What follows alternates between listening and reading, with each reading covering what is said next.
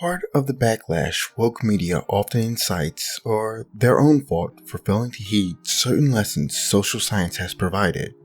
Ghostbusters 2016, the Star Wars sequel trilogy, Terminator Dark Fate, the live-action remake of Mulan, and Velma, to name but a few, all make key mistakes warned against in the 48 Laws of Power.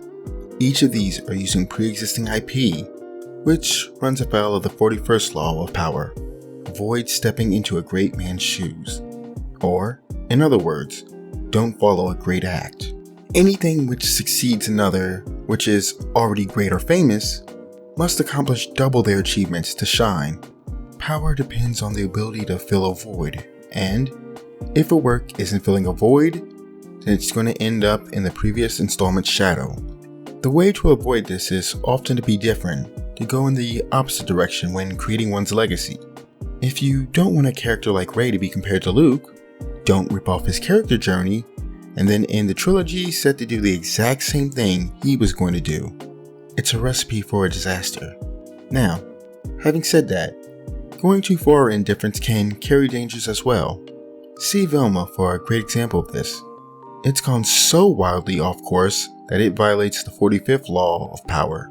Preach the need for change, but never reform too much at once. Or, in other words, change things slowly. If you denigrate the success of the past, you're more likely to create issues for those who enjoyed it, the built-in fan base.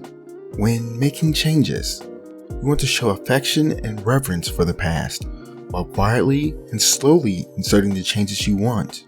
You don't have to destroy the icons of the past to prop up your own creations, or even if it is your creation, as in the case of Terminator Dark Fate or Mulan, you still don't want to disrespect what you did before, since it just comes off as you saying your past work that was beloved is inferior.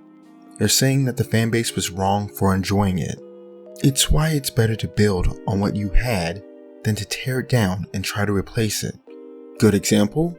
Using The Last Jedi again, it wouldn't be anywhere near as divisive if it had any respect for characters like Luke Skywalker.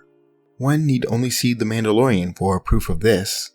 While J.J. Abrams violated the 31st Law by just following a great act while adding nothing or saying nothing, Rian Johnson violated the 45th Law by doing too much while disrespecting everything which came before.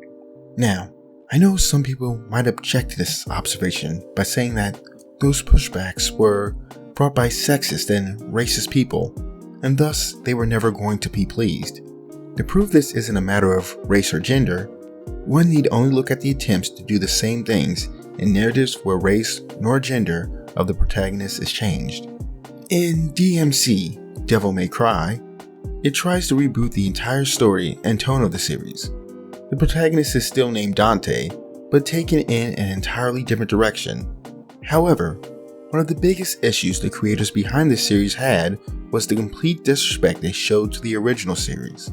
Gaming journalists, much like film critics, didn't help matters when they acted as if it was a matter of superficial changes. Personal theory, I think the reason those sorts of journalists leap to the conclusion that people are upset about superficial changes is because they engage with the works on superficial levels. But that's a discussion for another time. Regardless, the proof that people would be more willing to embrace the elements used lies with Devil May Cry 5's version of Nero, who has more in common with Reboot Dante. However, since he is his own character, and the narrative maintains respect for Dante as the franchise's original protagonist, the transition is much smoother. For me, I was far more willing to accept Nero in 5, and I will in anything going forward, more than I was in Devil May Cry 4, where I feared they were just replacing the lead I loved. Other examples of this can be found in the Ace Attorney franchise, with the initial dislike for Apollo Justice and how his popularity turned around once the series stopped disrespecting Phoenix Wright, the original MC. Or, for an example where race does play a part, Miles Morales. His character was initially shallow and driven purely by being a race-swapped Ultimate Marvel Peter Parker. While I can't speak for his development in the comics, the Spider-Verse and Spider-Man PS4 versions of him garner quite a bit of popularity. It helps that each version is their own person without the narrative having to disrespect Peter. It's a simple formula when you think about it. Just show respect to legacy characters, gradually introduce new ones, and find a way to have characters do their own things instead of repeating the same beats. It's so simple, yet so many keep messing it up. And it annoys me, since I don't want them to mess up. I love seeing IPs I enjoyed as a kid and teenager continue. I've long been a proponent for continuations, expansions, and next generations instead of reboots. But seeing how poorly it's often done makes me think the creatives behind it are fools. Or at least, I consider them fools right now. Perhaps I'm wrong and fail to take something into consideration. Give me your thoughts in the comments. You've heard my opinion, now I wish to hear yours. If you want more content like this, like the video and subscribe to the channel. I'm always studying something or another which I can relate to storytelling, so you can count on me to always have something to contribute.